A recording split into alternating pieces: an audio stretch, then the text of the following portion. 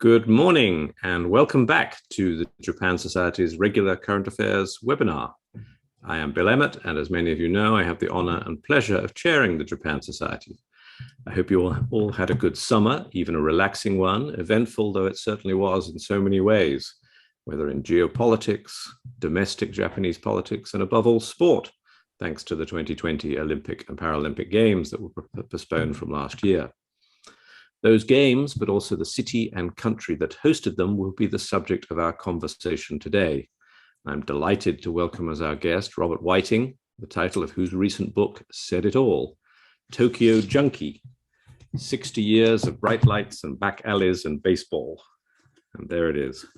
Bob Whiting first arrived in Japan in 1962 as a US serviceman and has lived in Tokyo for almost all of the subsequent years, which means, as his wonderful book shows, that he has seen the city rebuilt and remade countless times over the past 6 decades, a period framed, in a sense, by the remaking of the city ahead of the 1964 Olympics, and then the repeat, but smaller scale, remaking performance for 2020/2021. After that beginning as a US serviceman, Bob remade himself too, graduating as well as teaching at Sophia University, working for Encyclopaedia Britannica, and then becoming a writer for many publications in Japan and around the world, and of course, the author of a big pile of books, many of them bestsellers in both English and Japanese. His first, with its memorable title, was The Chrysanthemum and the Bat, following which he very much made his name with You Gotta Have Wa, which I have here in my Whiting collection as well. In both cases, through the medium of baseball, Bob cast a bright light on many aspects of Japanese life. He's also written a book about organized crime, Tokyo Underworld, and for the past 14 years has been a weekly columnist for the Yukon Fuji. Welcome to the Japan Society, Bob. Thank you. Thank you for having me. It's a pleasure to meet you. How was the Olympics for you, and how did you feel it went this time? Well, they pulled it off, I must say. 80%, according to one survey, the Japanese were against holding the games. But, once they started, the competition is really interesting. You get sucked into it. And so I watched it every day. And,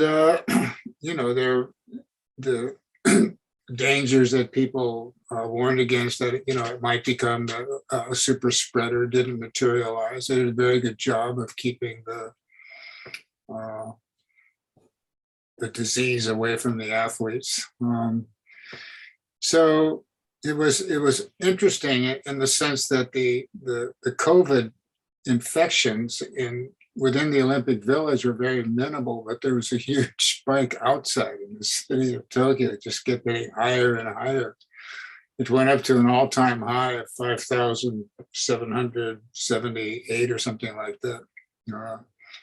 That was the fourth wave, and now it's going down. But it was better than I thought. But I think that Suga's insistence on holding the Olympics, I just think that spelled doom for him, because people really turned off on it because he wouldn't listen to the people.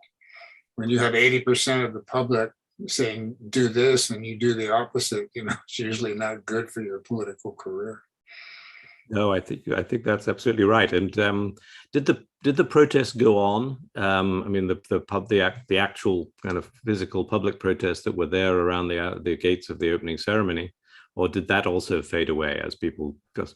Oh, they were there, but most people couldn't see that, and it wasn't on television all the time. But the surveys by the Asahi Shimbun at the start of the Olympics that 80% were against it, and these statements by Hiroki Mikitani, the head of Rakuten, and Masayoshi Son, the head of SoftBank, and some other prominent people spoke out against it. So it was, I think Mikitani called it a suicide mission. There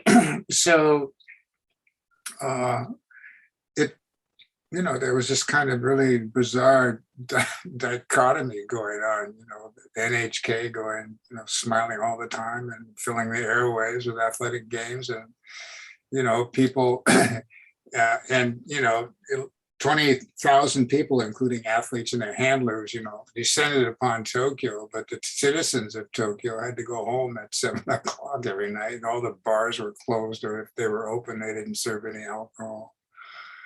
And but there were these people. The opening ceremony went on till 11:30 at night. 11,000 people in the stadium.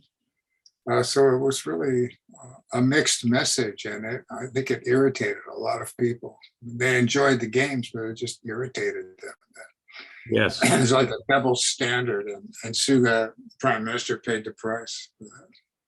And did you go physically did you go in person to some of the events as a journalist, or were you watching on TV?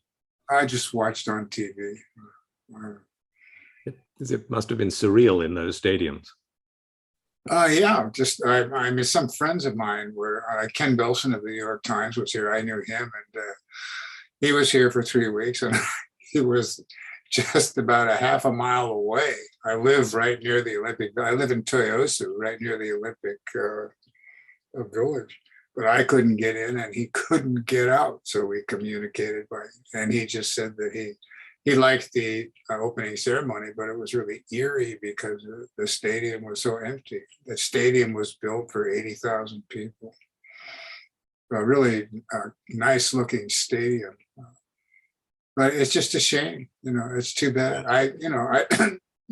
The Japanese Olympic Organizing Committee really ran into some bad luck. Well, yeah, I mean, absolutely. And if looking at it as a contribution to the city for the next 60 years, as it were, thinking back to 64, what will the stadium, will the new stadiums, the new infrastructure, will the next Bob Whiting write warmly and affectionately about that impact of, or is it just sort of almost just a tiny pimple on this, now incredibly rich and well-developed city? Well, I thought that this, there's nothing to compare with 1964, but the historians call that the greatest urban transformation in history. This city went from a polluted backwater where you couldn't breathe the air and nobody wanted to visit, and there were, rats everywhere, and infant mortality rate was high, and only like 1/4 of all the households and buildings in Tokyo had flush toilets. They had this vacuum truck system, and they would suck out the waste and dump it in Tokyo Bay. And then 5-6 years later, is this high-tech megalopolis that was so impressive that tourism spiked, and the James Bond people came and made the movie You Only Live Twice. So that's just something I don't think could ever be replicated. I thought 2020 might be good for Japan. If it hadn't been this COVID thing, I was thinking that most people, when they think of Tokyo today, think of Tokyo Tower and the Ginza and Asakusa Cannon Temple. But over the past 20, 25 years, a whole new city center has sprung up in Oedo, and you have this rainbow bridge that leads into it.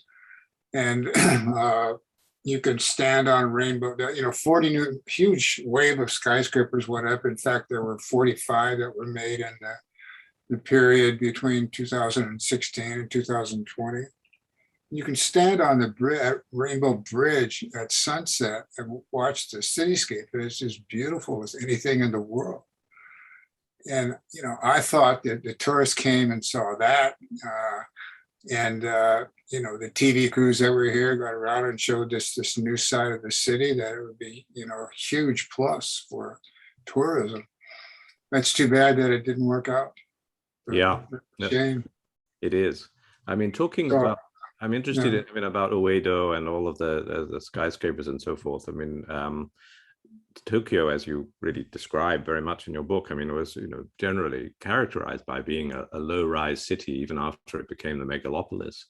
And I thought about that this morning when I was just reading a piece by an architecture critic, actually in the Financial Times, about 9/11 and about and he was putting his angle on the we haven't learned anything in 20 years since 9/11 in an architectural sense. He was reminiscing about how that part of Manhattan was before the Twin Towers were built with a Japanese architect, and how it had removed a sort of big area of small shops, small stores, and and kind of community life, and people like visitors who've been coming over many years think of Tokyo as being a place actually characterized by villages, by small stores, by communities.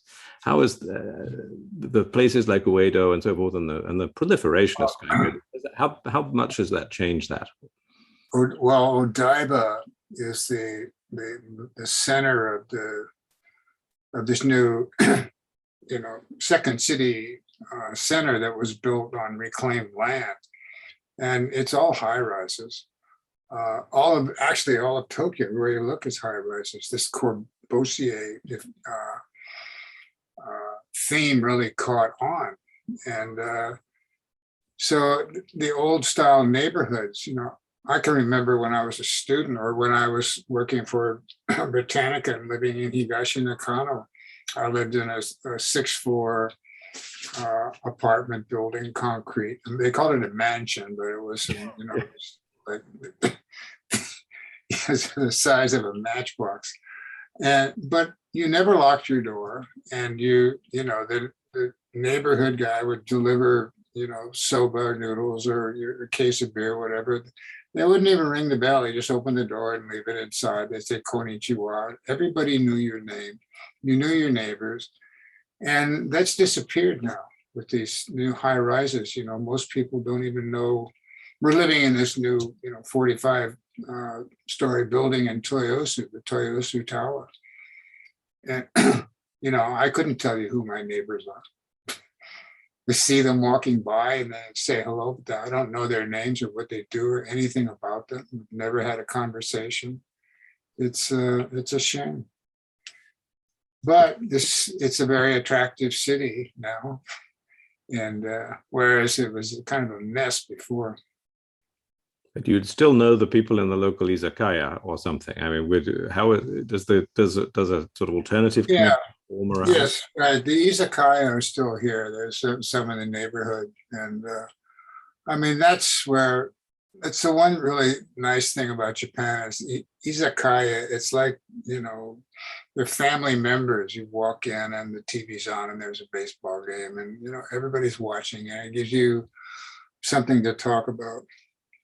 That's how I made friends with Japanese, by becoming a baseball fan. When I was first here, they had the Yomiuri Giants were on nationwide TV every single night of the season, April to October, from 7 o'clock to 9 o'clock. And you walk in and order a beer, and everybody's watching it. And you can strike up a conversation with a guy, and you say that home run uchimashita ka? Did O hit a home run? Yeah. And you become friends that way, and it's really nice. It's that kind of environment launched me on my Japan career, I guess you could say. Yeah, I guess that's right. And so on baseball, talking of baseball, I mean, and going back to your kind of studies of the history of baseball in Japan, and summarize for us why you think baseball hit it off so well in Japan. I mean, why among all of the external imports that could have struck a chord, why was it baseball, do you think? I mean, going back to when the Meiji era started, Japan realized that it had to catch up with the rest of the West. And so they started inviting these engineers and professors from Europe, the UK, Germany, and the United States to come to Japan and teach at these universities and teach the people in the ministries, how to make their country industrially advanced. And cricket was the first foreign sport introduced in the 1860s, and then baseball and rugby and soccer. But baseball I think, became popular for a couple of reasons. One, it was the first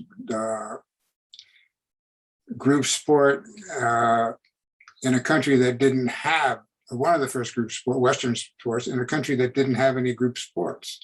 All they had were martial arts. And so, there wasn't anything to compare. So it gave the Japanese a chance to express their group proclivities on an athletic field.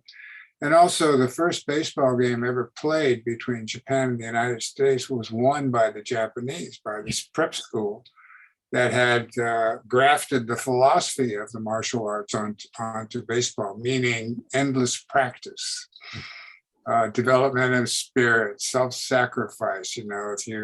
Whereas in America, it was a seasonal sport. In Japan, it was 365 days a year. And so it was a victory over a team of Americans from Yokohama. Actually, half of the players were from England, the Yokohama Country and Athletic Club. They didn't have enough Americans in it. But the message that this was front page news on the Asahi Shimbun and other major dailies, and the message was that if we can beat the Americans at their own game, and surely we can surpass them in other fields as well, in fields of industry and commerce. And so that started it. And then this martial arts approach to baseball is something that the Japanese grafted onto every other Western sport that came in. I mean, you practice 7 days a week, all your waking hours. There was a philosophy, again, this endless training, development of spirit, the group cooperation, self-sacrifice, total obedience is something that you saw in every other aspect of Japanese life, in the corporations, in the school system, in the sumo world, in the entertainment world. It was just, and so it was, for me, it was a good way of looking at society and explaining it to people.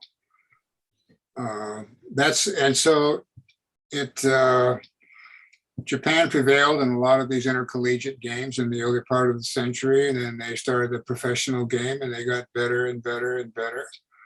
And the fact that baseball, that they could beat the Americans consistently, where they couldn't do that, they say, in rugby. If they took on the Australians or the English, they had no chance of winning. But baseball, they had a chance of winning. So that's one reason why there's continued popularity. And the constant practice made them quite good. They were better in certain aspects than the Americans were. And then, of course, when Hideo Nomo went to the major leagues and became a star, and Ichiro Suzuki and Hideki Matsui, and now Shohei Otani is probably the best player in the United States. It's just kept, baseball at the top all the way through. Yeah, no, that was a remarkable turnaround from like the things that you were writing about in You've Got to Have Wa, where it was so much, you were writing so much about the import of Americans into the Japanese league. And Japan became a major exporter of baseball stars. Actually, quite a remarkable change. So tell me, why does Shohei Otani not become a rich man? What is it about him and the structure of baseball that's makes him a fraction of the income of an American equivalent? He's a warrior monk. He doesn't care about money. He could have, if he'd waited a couple of more years, if he stayed in Japan for a couple of more years, he would have become a free agent. He could have been posted. There's a posting system that they have. It's complicated, but he could have gone if he'd waited a couple more years. And he could have had a much better contract. But I think he had to wait. There's a combination of the Japanese rules and a rule in major leagues that if you're from outside the United States, you have to be 26 years old before you can become a free agent.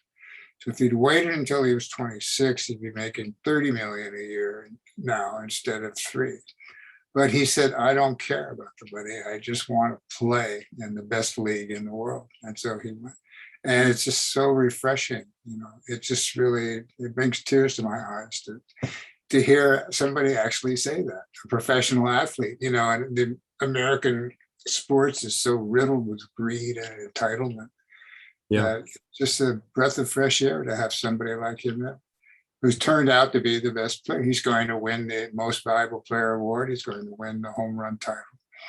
He's going to go down in history because he also was highly successful as a pitcher, playing in two different positions. Never been done before, or hasn't been done since 1919. No, and I love that description, the warrior monk. Is that how he's? Yes. Yeah. Yeah, that's a perfect description of him. Yeah. I don't think he has a girlfriend. There was a star Japanese pitcher, Daisuke Matsuzaka, who went to the Boston Red Sox several years ago.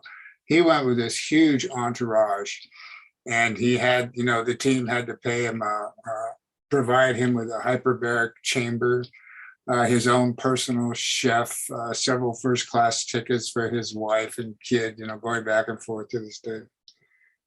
And, live in this really fancy apartment, just treated like a king.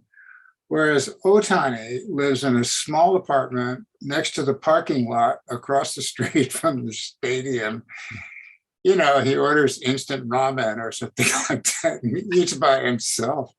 And he doesn't have a girlfriend, or he doesn't go out and drink with the guys on the team. He stays home and studies baseball and studies English. He just wants to get better. I think it's just so endearing. It's extraordinary, isn't it? Yeah. So maybe I'll move to a slightly less endearing Japanese martial art, namely politics. Yes. The LDP. I mean, early in your time in Tokyo, you were, if I recall it correctly from your book, an English teacher for Tsuneo Watanabe, isn't that right? Yes, yes. Yeah. That sort of gave you a sort of entree into the sort of machinations of the LDP. And how do you reflect on how that has evolved over the time? I mean, obviously he went on to be a big deep wheel from the outside, but he's still going. He's 90 or 95 years old. I think, to me, Japanese politics has always been corrupt. And when I first met Watanabe, he was writing a weekly column for the Yomiuri Shimbun, and he was always criticizing Eisaku Sato, who was the prime minister at the time, who was, known for corruption. And Sato's wife visited Watanabe's wife with a big envelope full of cash. Here, this is a present for you. Please give it to your husband and tell him to stop writing, so many critical stories about the prime minister. And he refused, of course, because he had a conscience and integrity. And so the Yomiuri Shimbun wanted to buy some land to put up a new building, and the Sato government said, we'll give you a license if you get rid of Watanabe. So they sent him to their Washington bureau for the next 6 years. And so, there's just scandal. At the Sato government was called the Black Mist government because there were so many scandals. And fast forward to 2021, we have a former finance justice minister who has been sentenced to prison for vote buying in Hiroshima. His wife, got off. She was put on probation. We have another Diet representative who has just been sentenced to 4 years in prison for accepting a bribe from a Chinese interest that wanted to put up a casino in Japan. There's a finance ministry official who committed suicide because he was ordered to forge a document about a shady land deal involving this school, Moritomo Gakuen, and Abe's wife, who was involved as he's kind of consultant or patron of the school. And the wife, the guy who committed suicide, his wife sued the government, said she wanted to see the original documents that her husband had been forced to forge or to. And she got the documents, and half of them were, of every page was redacted. Yeah. He showed it on TV. So now she's suing to get the unredacted documents. It's just on and on and on. It's just every administration is. I think I remarked it on this in the book that the Japanese citizens are so honest. They turn in in Tokyo $34 million worth of lost cash last year. Can you imagine that? They turn it into the police, and the politicians are so corrupt. It's just people explain that as it's a hangover from the feudal system. People at the top of the pecking order can get away with murder, whereas the ordinary citizens have to toe the line. I don't know what the reason is, but it's. I really have a lot of respect for ordinary Japanese people, and not a great deal of respect for politicians. The aspect of the current situation which always tickles me is the way the LDP is, well, not sustained in power, but I mean, it has its power and its electoral ability enhanced by the Komeito. Yes. Which, at least for many years, were typically, the title name was typically translated in the Western media as the Clean Government Party. Yes. Which struck me as being a wonderfully ironic idea, that the Clean Government Party would be sustaining the LDP in power. And so how do you see things now with this little spat that's going on in the choice of the new prime minister? I don't know. It looks like Kono is the favorite. Taro Kono, who went to Georgetown. He speaks English. He wants to modernize the government, digitalize everything, get rid of all the fax machines that everybody uses. And he's arrogant. He's not particularly likable person. I know people who know him who say that he's got this kind of omokurushi. But he comes from a really good family. And his grandfather, Ichiro Kono, was the one who organized the 1964 Olympics. And he was one of the more honest politicians in the LDP. Watanabe Tsuneo really liked him. He told me the story about when Hayato Ikeda got throat cancer. He was the prime minister just before in 1964. And he was going to have to resign because he didn't have long to live. And there was a deal that he would write down his choice for his successor so that it would avoid a really intensive, battle within the party with a lot of money being spent foolishly. So he wrote down the name Ichiro Kono, and that piece of paper got passed around the corner to a couple of other people, and wound up, and the name on the paper magically became Eisaku Sato. And that's how he became party president and prime minister. But the Kono family is, they're, for a political family, they're pretty impressive. I think they're fairly clean. We'll see, I guess. Yeah. And how about Kishida? I don't know about him. He sounds like every other politician in the LDP. Talks a lot about reform, but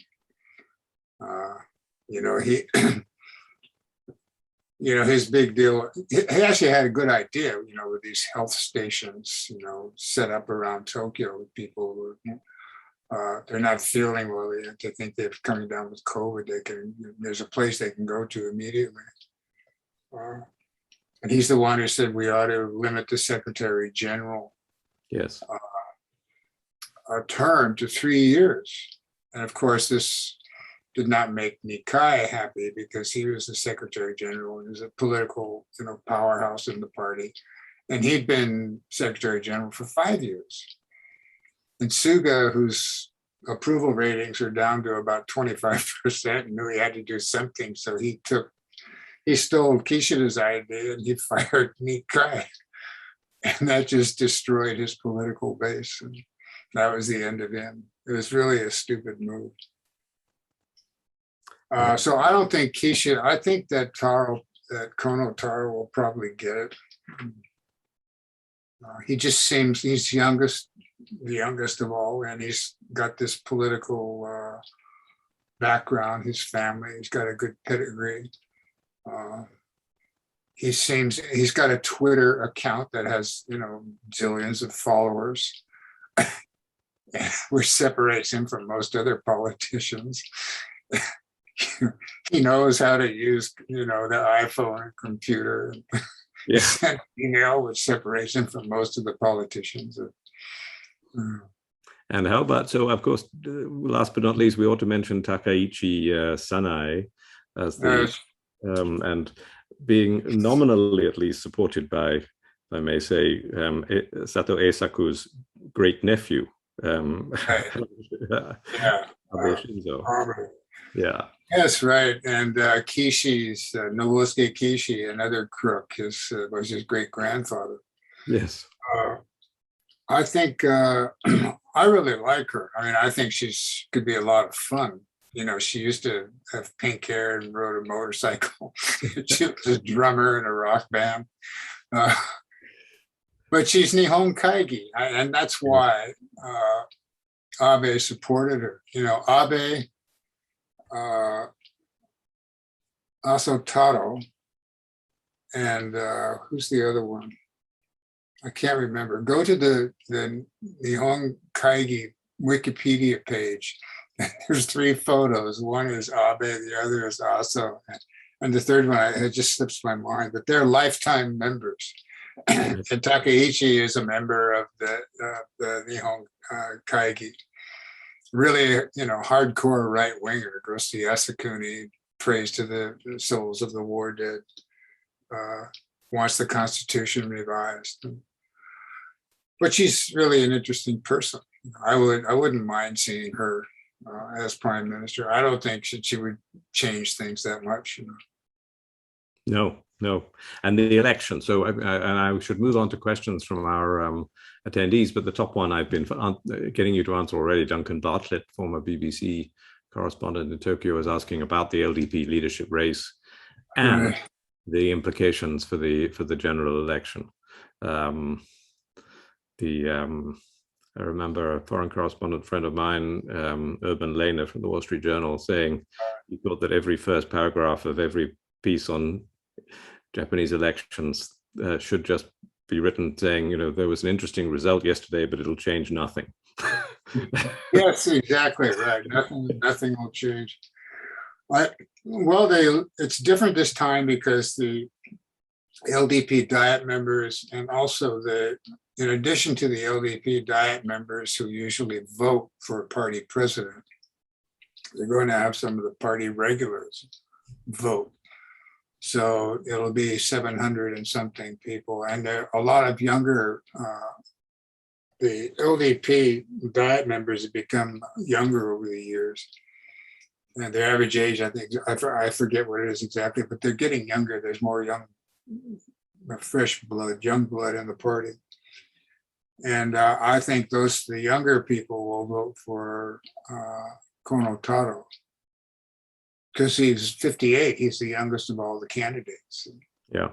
He's practically just out of college. But, he just seems more in tune.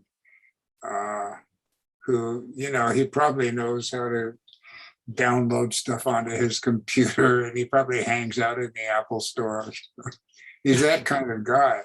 And the only weak point that I can see about him, he's a bit too arrogant. But then again, in Japanese politics, that seems to be a common trait.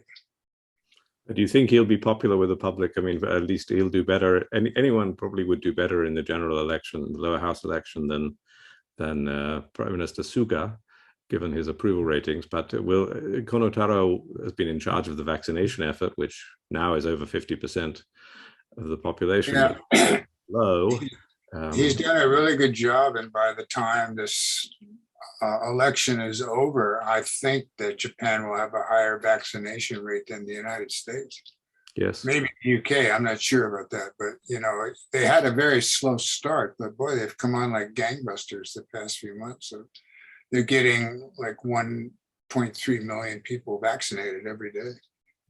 Yeah. So they're doing a very good job.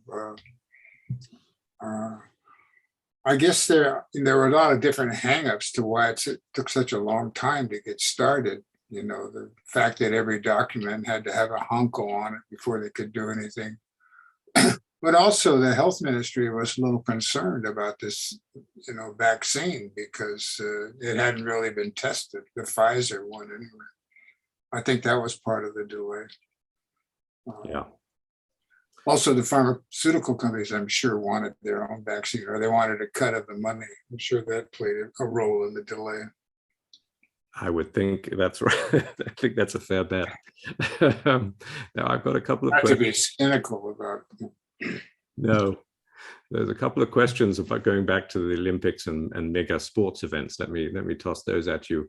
Helen McNaughton says, "Hi, Robert. Nice to see you. Japan hosted obviously a very successful Rugby World Cup in 2019. But for obvious reasons, Tokyo 2021 was less quite successful. Do you think this will impact the momentum or impetus going forward in terms of Japan bidding to host sport mega events?" And another questioner who hasn't given their name says, what do you think really about the Sapporo bid for the 2030 Winter Olympics, apart from global warming and the possibility of not enough snow? Do you think, is this going to have an impact going forward on Japan? No, I don't think so. Japan tends to go crazy about sports in which they do well on an international stage. And rugby became after the Japanese beat the South African team, if you recall, several years ago, that everybody was crazy about rugby for a while. And then the World Cup was held in Tokyo, and they did pretty well. They made it to the quarterfinals. So any sport in which a Japanese wins on an international stage is bound to be popular. Like after Naomi Osaka came along, there's a huge boom in tennis. And all of a sudden there's, the Grand Slam tennis is on TV all the time. It's the same with, if and Matsuyama. And it was the same with rugby. And so, to answer Helen's question, hello, Helen, nice to hear from you. I think that all they have to do is win a key match against a big rugby power, then all of a sudden rugby will be on the front pages of the sports dailies again.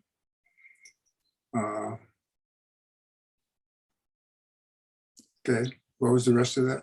And so the other question was about the Winter Olympics. So Sapporo bidding for 2030. Is that something one can venture an opinion about? Not really. I mean, I'm sure they'll do a good job. If there's not enough snow, they'll come up with a solution. Believe me, they'll manufacture snow somehow. Ministry of Sports, will start making snow. No, I don't think that'll be a problem. So still on sport, Alison Beale, based in Tokyo, has said there have been a number of scandals in Japan recently regarding bullying in sport or foul play, right, in college American football. This, of course, happens in many other countries, but do you think that the recent scandals reflect anything particularly noteworthy or different about sport in Japan? Well, Japan has always, all the Western sports that they play are martial arts based. Japan has grafted the philosophy of the martial arts onto them. And corporal punishment, physical punishment is part of it. It's just a natural part of it. In kendo, you do something that the sensei doesn't like, they whack you across the side of the head. Sumo, training in a sumo stable can be quite brutal. There's a lot of, slugging and slapping, and the oyabun sits there with his bamboo stick and, he whacks you across the knee. There's guys that I know tell me that really, really hurts when they do that. it's part of training. There's a famous story about Kazuhiro Kiyohara, is one of the all-time great baseball players in Japan. He came up in the 80s, big, tall guy, and he played for PL Gakuen. And his first year in high school, he made the starting lineup in his first game. And he hit a home run in his very first at bat. So he was ecstatic. He ran around the bases and he came back into the dugout expecting to be mobbed by his teammates, and the captain of the team slugged him in the mouth. Just remember, you're only a first-year student. Don't get a big head. Don't think you're somebody special. Just that kind of thing goes on all the time. I mean, it's illegal, and you can get in trouble. And sometimes, then the word gets out, and newspaper writes a story about it, and these teachers and players get suspended or kicked off the team. But it goes on all the time. It's just a fact of life. They used to have something in professional baseball back in the 80s and 90s called the ass bat. Ketsu no batto. Ketsu is rear end and bat is a baseball bat. And a player makes a couple of errors in a Giants game, a rookie player, it's one story. He comes back to the bench and the coach bends him over the bench and picks up a bat and whacks him in the rear end twice as punishment for making two errors. So it's quite common in Japan, and that would be in the United States, that would be child abuse, probably in most countries in Europe too, I'm sure. And you could, you'd lose your job for life for doing that, but not here. Is there, Alison's question, maybe is there a backlash, an increasing backlash against it, or do you see it as being basically a sporadic thing? As you say, a newspaper occasionally writes about it, and it's sporadic. There's always somebody will always write a story, say this is the end of baseball, by the way, as we know it, but it's never that way. It hasn't been since I first came. There's always been stories like that, and there's a furor, then it dies down, and things go on as before. Now, let me, as Edward Semple has prompted me to do what I was thinking of anyway, which is to switch you on to organized crime. I know you're another favorite topic, as he says, going back to your previous book, Tokyo Underworld. Well, he says, is the Yakuza essentially now finished as a power in Japan? That sounds like a dramatic judgment to me. But how do you reflect upon the evolution of the Yakuza? And my eye was caught especially by this Fukuoka District Court judgment of a death sentence against a Yakuza boss. What's changed, if anything? Well, there's head of the police around the turn of the century, national police wanted to, crack down on the Yakuza. I thought they were getting too strong. And so he instituted a number of rules that made it difficult to be a Yakuza. Like if you were, understand, if you're, Yakuza means that you belong to some gang like the Inagawa Kai or the Sumiyoshi Rengo Kai or the Yamaguchi Gumi. And they have an office with a crest outside the front door, and you're a member of the gang and you wear a badge and you walk around town and you flash that badge and people pay attention to you. Yes. And, they do all the things that gangsters do, gambling, prostitution, drugs and everything, but they also keep the crazies off the street.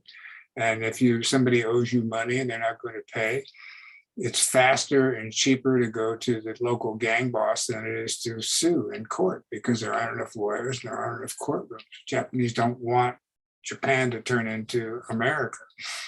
We have a gazillion lawyers and people sue at the drop of a hat. And so because of these changes, these restrictions on bank accounts and operating businesses, and you're not supposed to associate with, somebody like me, ordinary salary man, is not supposed to associate with a member of an organized crime group. So the as a result of this, the gang membership has slowly dropped.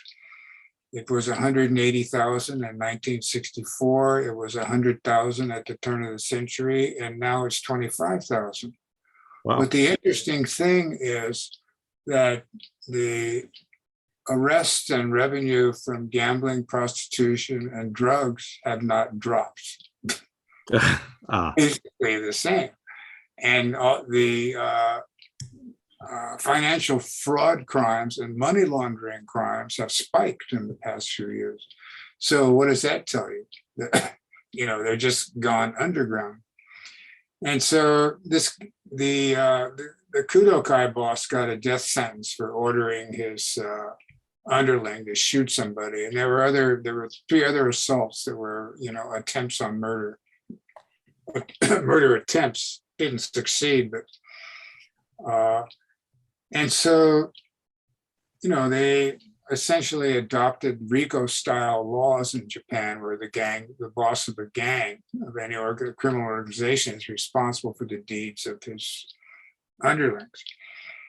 And the Kudokai was a really brutal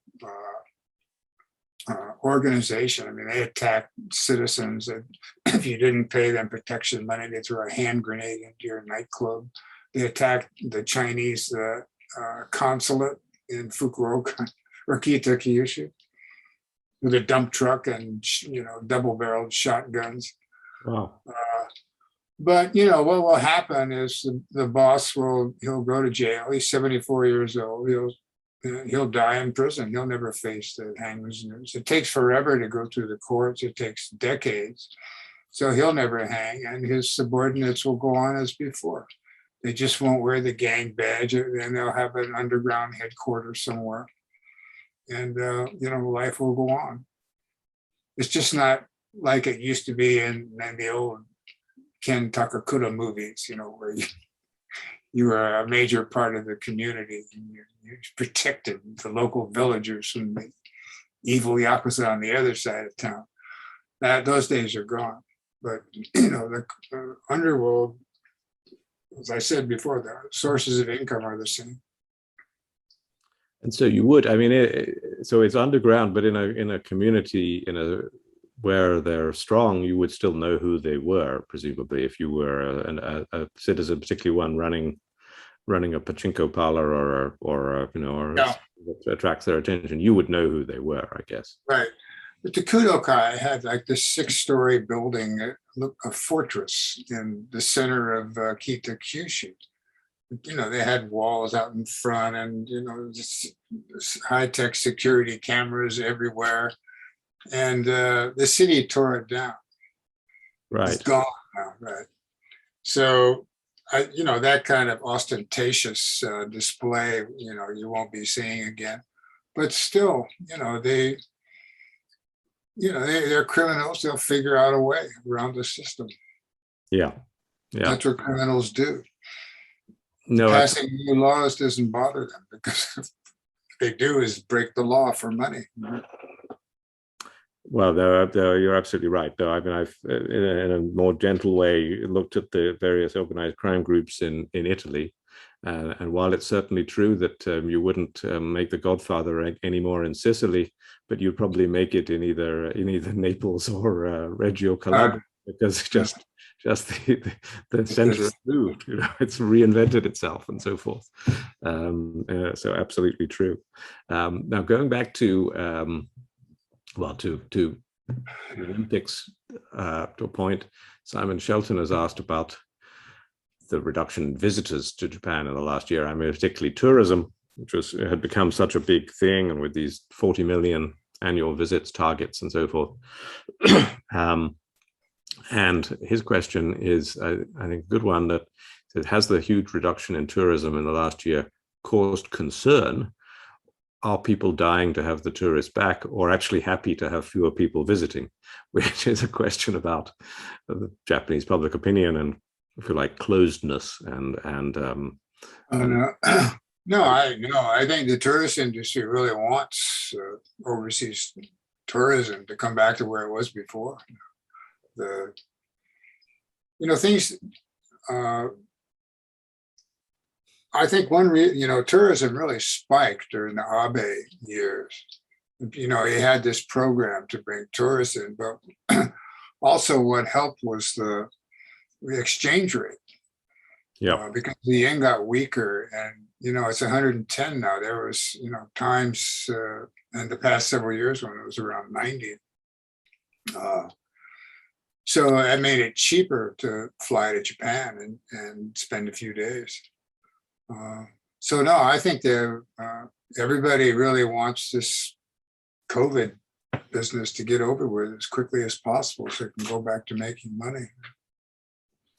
And of course, a lot of those tourists, at least in volume terms, of Chinese. How do you see that kind of societal cultural interchange? Is that something that has changed Japanese cities, or is it just? Well, I don't know. It depends. Some quarters, the Chinese aren't popular. They weren't very popular in Kyushu. Which is why the Kudokai attacked the Chinese consulate. The Chinese gangs were trying to take over territory. But if you go down to the Ginza, at the before this COVID thing hurt, you would see Chinese all over the place. They would come. You would see Chinese tourists with a suitcase in each hand, going into a place like Uniqlo, and then come out with both suitcases full.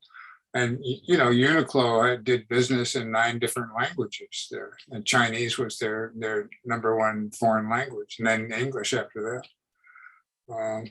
The Chinese everywhere. It used to be that Koreans were ethnic Koreans were the largest foreign group in Japan. They were like 600,000. Now that's down to 400,000. I think a lot of them naturalized. And now the number one foreign group are the Chinese. There's about 600,000 Chinese in the country. Yokohama is filled with Chinese. Yep. And the Japanese are quite happy to have them come because it means a lot of money.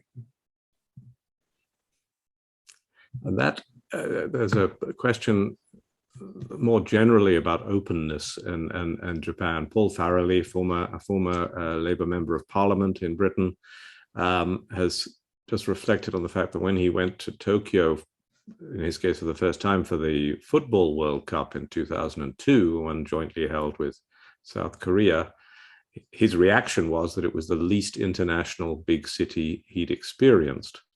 But by the time of the Rugby World Cup in 2019, he felt that it had become much more open. Even small provincial stations had signs and announcements in English. What do you think sporting events have played a big role in that internationalizing, at least in terms of the accessibility of Japan? Oh, part of it. But, the big thing is satellite television and the internet and iPhones.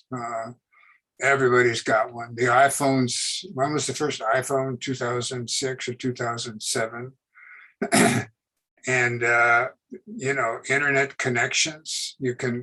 People say that Japanese have become more insular because they don't travel like the previous generation did. They don't travel. When I was going to school and working, and going to Europe, to London, Paris, and Rome, and then Manhattan was the dream of every Japanese. But not now.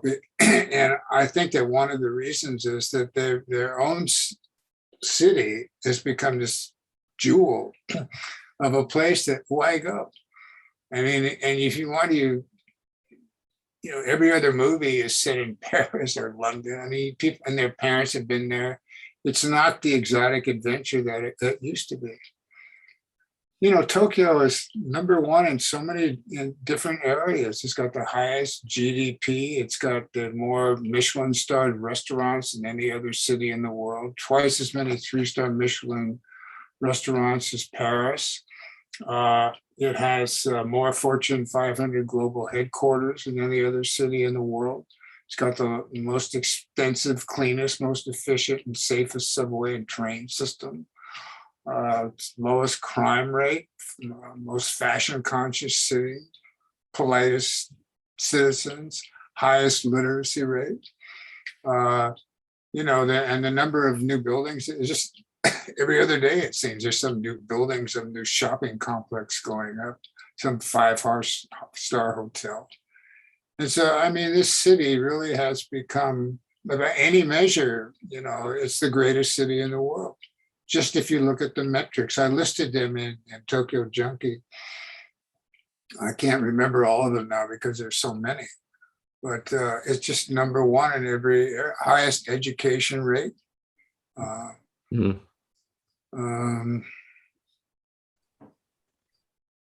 More bars and restaurants per square kilometer than any other city in the world.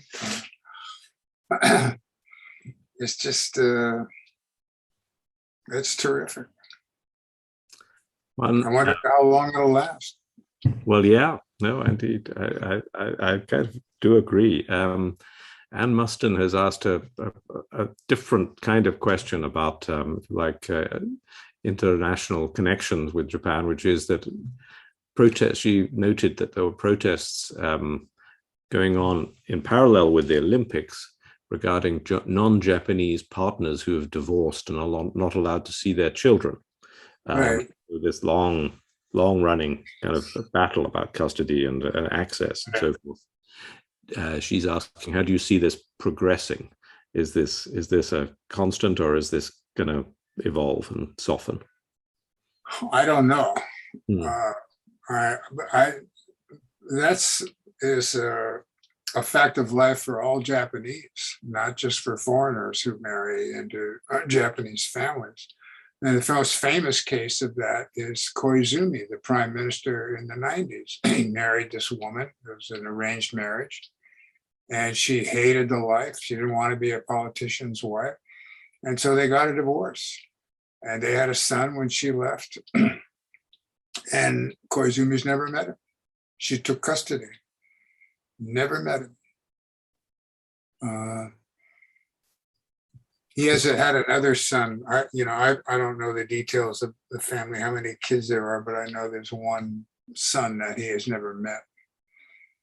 And so that's the way in Japanese divorces, usually one person takes the kids and that's the end. You don't share custody. There are no visitation rights. Well, so they changed the law for everybody, not just for a foreigner.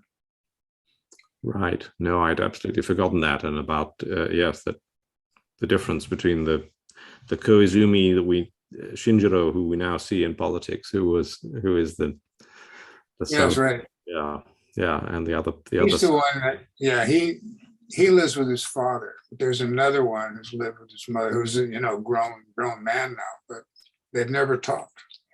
Yeah, no, that's a very salutary reminder. So finally, we're running out of time, but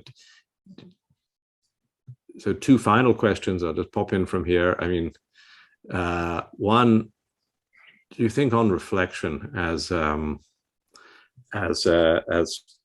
Japanese public sort of looks back on these Olympics and at the protests and media, do you think that actually opinion will warm to them? And this sort of the sense of criticism of the government and of Suga's decision and the International Olympic Committee will fade from memory, or now that the sport isn't on the television, maybe will people go back to kind of resenting it? Well, they've got a huge bill to pay. I know that, but I think most people are happy that they did it. And Suga was right about one thing, that he said if we cancel these Olympics, he said it could have a dangerous, deleterious effect on the national mood as well as the economy. It could make things even worse.